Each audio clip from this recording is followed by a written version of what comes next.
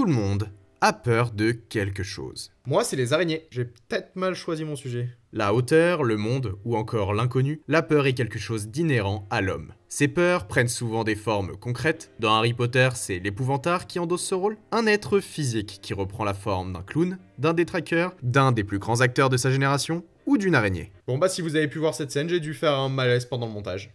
Pourtant la peur, c'est pas quelque chose de palpable. Elle a différentes formes et il existe différents types de peur. Malgré tout, il n'existe qu'une seule manière de les surmonter, et ça, s'il y a bien une personne qui l'a compris, c'est Miles Morales.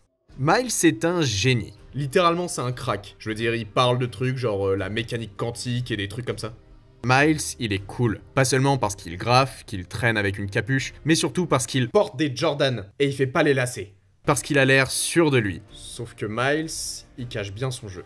Miles est un ado, et comme tous les ados de son âge, Miles a toutes les peurs les plus banales du monde. Le regard des gens, le jugement, la honte, prenez tout ce qui pouvait vous faire peur au lycée et dites-vous que lui aussi il en souffre. Et pire encore, parce que Miles va se retrouver avec un don qui va l'obliger à faire une chose redoutable, grandir.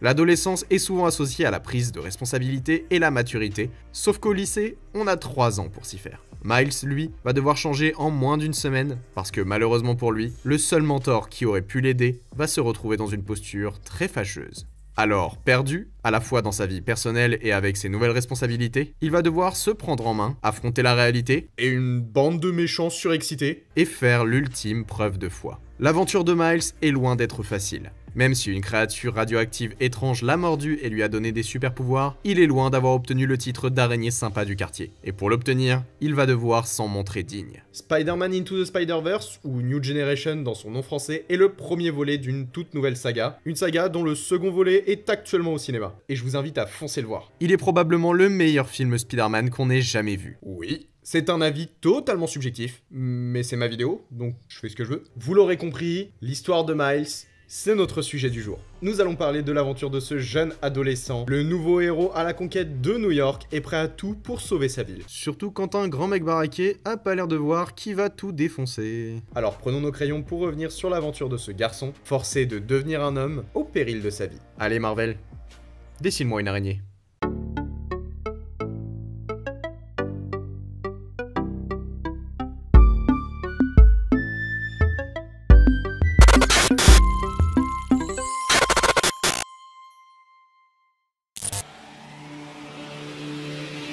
Bon alors, est-ce que j'ai besoin de revenir sur l'histoire de Spider-Man et de Marvel? Peut-être pas, mais ça fait du watch time. Dans les années 50, l'univers des comic books est en pleine expansion. Les héros qui ont montré l'exemple pendant la guerre continuent de se battre pour leur patrie, et une flopée de nouveaux héros font leur apparition dans les kiosques. En résumé, Superman et Captain America ont fini de se battre contre des nazis, et enfin, ils commencent à se faire des potes. Débute alors un gigantesque défilé avec des Batman et des Flash chez DC. Mais bon, on n'est pas là pour parler d'eux. C'est là que commence ce qu'on appelle le Silver Age du comic book. Jusqu'en 1970, des dizaines de héros voient le jour et commencent à sauver leur ville de la destruction. Et dès le début des années 60, Marvel a tapé un grand coup avec l'apparition des 4 Fantastiques, une sortie qui sera vite éclipsée par notre héros du jour. Et dire que de notre côté de l'Atlantique, on avait Lucky Luke, les Schtroumpfs, Astérix, la belle époque quoi. Bref, dans le genre, certains noms commencent à sortir comme étant des maîtres du comics. Gilbane, Jack Kirby, John Buscema, Stan Lee ou encore Steve Ditko, les patrons du super-héroïsme ne manquent pas d'imagination. Et pour le coup, c'est sur les 2 derniers noms qu'on va se pencher un petit peu. Stan Lee et Steve Ditko ont chacun une longue histoire, travaillant ici et là pour DC, pour Atlas, L'ancien nom de Marvel. Un beau jour, Stan Lee développe le concept d'un héros auquel les adolescents, les plus jeunes lecteurs, pourraient s'identifier. Il faut que ce soit un lycéen normal, peut-être même harcelé comme les geeks. Super, on tape sur les geeks. Il se retrouverait alors en position de devenir le héros de New York, malgré son jeune âge. Et ainsi naquit Spider-Man. Ouais, c'était pas si recherché. Hein. Bien sûr, le personnage a évolué au fil du temps. Publié pour la première fois en 1962, Ditko et Lee ont travaillé son histoire, ses relations et même les méchants qui l'affrontera. Le héros deviendra au fil du temps un emblème pour toutes les jeunes générations, sauvant les plus démunis, obligé d'aller en cours et de faire face aux attaques de ses camarades, mais toujours un peu content d'y aller, si c'est pour retrouver celle qu'il aime, Gwen Stacy ou à un autre moment de l'histoire, Mary Jane. J'ai besoin de trouver une chute à ce paragraphe ou la mention de Gwen Stacy suffit? Le récit de Peter est probablement l'un des plus célèbres qui ait émergé des bandes dessinées américaines. Évidemment, quand on connaît Marvel et leur passion pour ce qu'ils appellent le multivers, pas étonnant qu'on ait retrouvé l'araignée sous différents états. On a vu un Spider-Man zombie, un Spider-Man dark, un Spider-Hulk, et même un Man-Spider. C'est une araignée qui s'est fait mordre par un mec. Sans oublier la fameuse Gwen Stacy qui a elle aussi pris le masque à la place de Peter pour devenir l'héroïne badass que l'on connaît. Et bien sûr, Peter a laissé sa place à celui qui est notre sujet du jour, Miles Morales. Miles a été créé en 2011, enfin il a été publié en 2011 pour la première fois, mais en réalité l'idée de renouveler le héros a date de 2008, juste avant l'élection de Barack Obama. Dans une démarche de renouveler l'image des héros en adoptant la manière de penser et les problématiques du 21e siècle, Marvel s'est rapidement rendu compte que son héros iconique représentant les adolescents devait lui aussi s'adapter pour une nouvelle fois devenir un modèle pour toutes les communautés. Sauf que 2008, c'est encore un peu trop tôt et il faudra attendre un tout petit peu pour voir ce nouveau héros. Apparemment, mettre de la modernité dans leurs histoires, c'est pas urgent. Et donc en 2011, Spider-Man est mort. Peter Parker s'est pris une balle pour Captain America et tira sa révérence, révélant au passage sa véritable identité à tous les habitants de New York. C'est de ça que parle la série Ultimate Fallout. On nous raconte les conséquences de la mort de l'araignée sympa du quartier sur l'ensemble de l'univers, à commencer par la rage de Johnny, la torche humaine, sans parler de l'impact sur la vie de sa tante May. Cependant, un nouveau héros fait son apparition. Sous le costume se cache Miles, un jeune homme afro-américain et d'origine portoricaine, qui se révèle être aussi un homme araignée.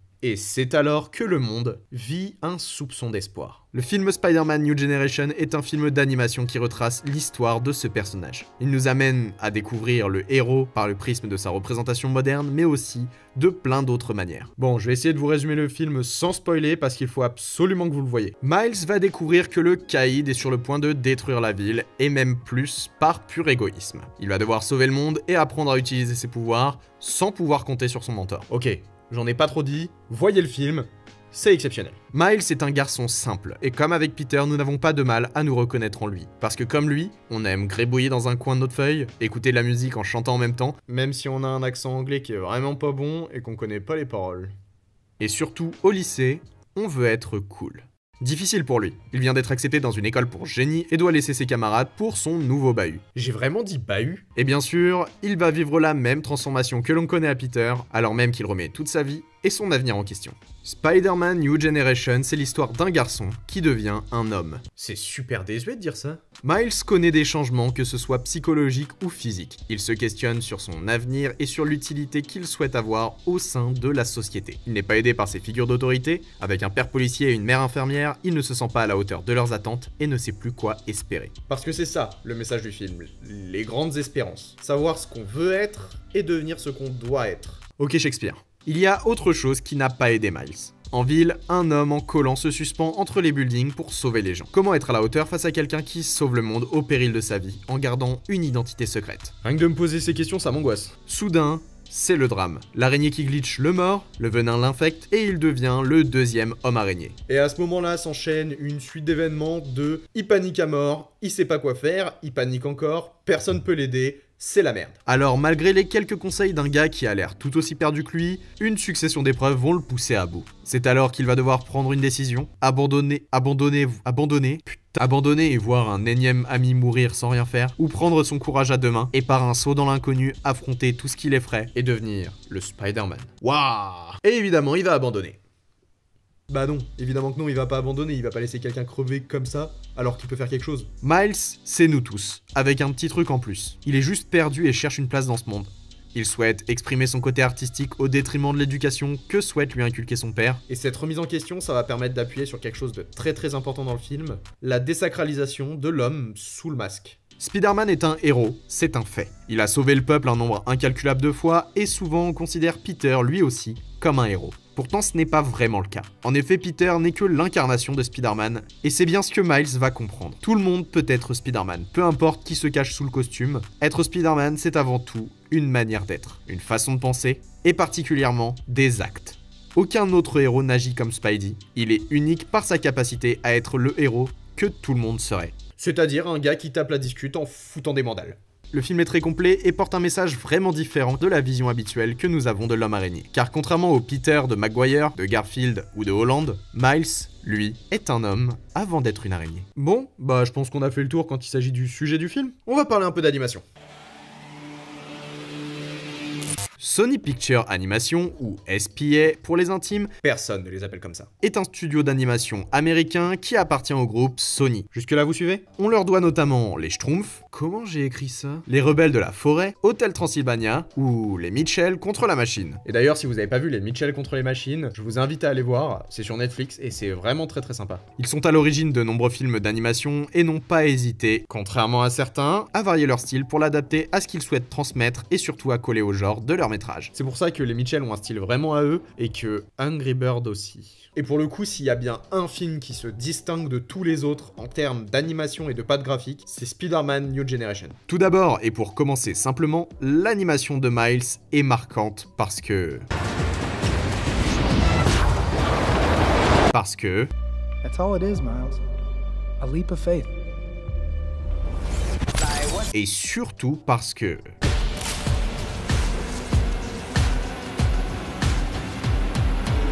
Bon vas-y, je mets la charrue avant les bœufs, on va reprendre depuis le début. Ce qui est compliqué quand on adapte un personnage venu du papier sur grand écran, c'est de respecter son médium d'origine. Pour Spidey, les films ont essayé de faire au mieux, notamment en ce qui concerne l'histoire et dans les scènes de voltige. Pour ce qui est de Miles, c'est plus complexe. Et quand je dis plus complexe, je veux surtout dire plus complet. Le personnage venant tout droit du comic book, de nombreuses techniques ont été utilisées pour rendre garder la patte graphique, mais je sais vraiment pas écrire. De nombreuses techniques ont été utilisées pour garder la patte graphique du genre, mais aussi pour lui rendre hommage. Et pour le coup, quand on voit le film, ça saute aux yeux. Déjà, le plus flagrant, ce sont les bulles. Les cases qui reflètent les pensées de Miles, qui grossissent lorsqu'il crie intérieurement, élément majeur du monde de la bande dessinée. Ensuite, on retrouve l'impact des coups, similaire au papier, et notamment sur les petits mots et les onomatopées. Un hurlement est écrit en plus de se faire entendre, le cliquetis d'un clavier est visible, et même le sifflement de la toile. On retrouve dans le film visuellement les bruitages comme si on était en train de lire le comics et qu'on tournait les pages. Ce qui est d'autant plus impressionnant en fait avec ce film, c'est sa capacité à mêler l'animation 3D avec des techniques 2D bien plus anciennes. Le film parvient à superposer des traits qui semblent être faits au crayon sur des personnages en relief. Appuyant leurs expressions, leurs gestes et surtout certains effets de combat, c'est encore plus flagrant dans les scènes d'action. On le remarque surtout grâce aux onomatopées dans les coups et dans les décors, et en parlant de décors, il y a un point graphique que je n'ai pas souligné. C'est marrant parce que point graphique. Non, vous allez comprendre. Les décors éloignés, lorsqu'ils ne sont pas importants, sont flous. Mais pas vraiment. Cet effet est réussi à l'aide d'une aberration chromatique légère, technique qui consiste à séparer les couleurs primaires vert, bleu et rouge pour appuyer sur la profondeur et en même temps avoir un impact visuel réduisant la netteté des lignes. Cette aberration est complétée par un travail avec des points de trame, une superposition de petits points de couleur qui se superposent pour en former une autre. Une méthode très utilisée dans l'impression et notamment dans la création de comic books. Et c'est là que le film est vraiment fort. En plus de nous mettre des détails qui nous font vraiment penser à de la bande dessinée, ils vont jusqu'à utiliser des techniques de colorisation du genre dans la conception même du film et des décors. Et si vous voulez que je vous dise un truc encore plus impressionnant, utiliser un style d'animation différent et une patte graphique très particulière pour son film, c'est très bien. Sauf que ici, ils sont même allés jusqu'à en donner un à chacun des héros. Bon, spoiler, il y a plusieurs Spider-Man dans ce film. C'est dans le synopsis du film de base, je vous l'ai juste pas dit. Si vous regardez tous les Spider-Man en même temps, c'est le style de base qui dominera. Et vu que c'est dans son univers à lui, c'est le style de Miles. Mais ce qui est d'autant plus impressionnant, c'est que dans chaque flashback de personnages, tous adoptent des idées de visuels différents. Que ce soit en prenant un aspect cartoon, un aspect manga, ou quelque chose d'un peu plus pop-rock. Ouais, j'ai plus le nom du style en tête. Chaque personnage venant d'un autre univers se différencie des autres par sa conception. Pour le coup, j'ai arrêté de compter à 4, mais dites-moi en commentaire si vous en voyez d'autres. Bon, vous avez compris que le style d'animation est vraiment impressionnant, que les personnages sont vraiment bien faits en termes de patte graphique, mais il y a un truc dont j'ai pas encore parlé, c'est les couleurs. Chaque palette est particulière, et c'est d'ailleurs utilisé comme un ressort comique. Le Spidey des années 40 qui comprend pas le Rubik's Cube. Le film veut se rapprocher des bases du papier, alors on retrouve l'omniprésence du rouge, du vert et du bleu, très appuyées et très flashy. Elles permettent de faire ressortir les traits noirs des costumes. Des couleurs qui se rapprochent beaucoup d'un style pop art. C'est ça le mot que je cherchais tout à l'heure. C'est pas pop rock, c'est pop art. Bah ouais, c'est logique, ça prend son sens. Des couleurs pétantes qui permettent de faire ressortir l'action qui se déroule en montrant la normalité des événements qui se produisent dans un monde bien plus sobre. Voilà. Bon, je pense avoir fait le tour de l'animation. Ah non! En fait, il y a un truc très précis dans ces animations qui rend le personnage de Miles assez différent de ceux des films. Avec un film d'animation, il est possible de faire beaucoup de choses en termes de mouvement. Même si Sam Raimi et Mark Webb ont fait de leur mieux pour les adaptations en live, ils n'ont pas autant de possibilités qu'avec l'animation. Bon, je parlerai pas de la version du MCU, franchement j'en ai un peu rien à faire. Mais du coup, je vais juste vous poser une question. Est-ce que vous savez pourquoi Spider-Man est un héros qui marche particulièrement bien à New York ?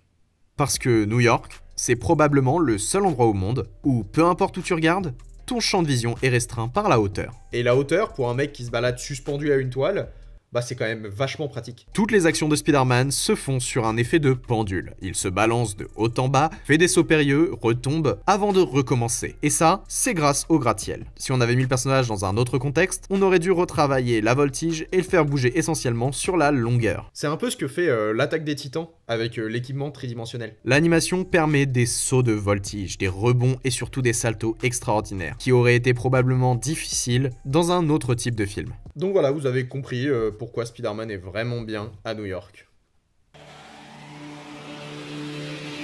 Et avant de conclure, je voulais juste vous parler rapidement de cette scène.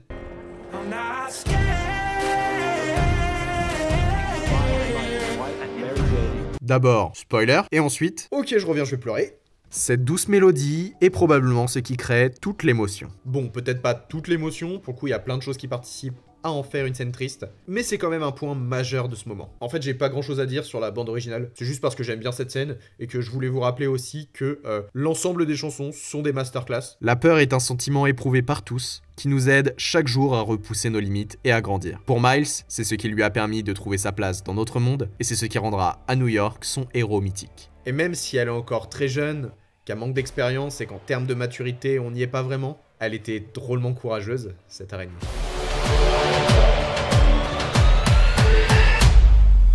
Damn!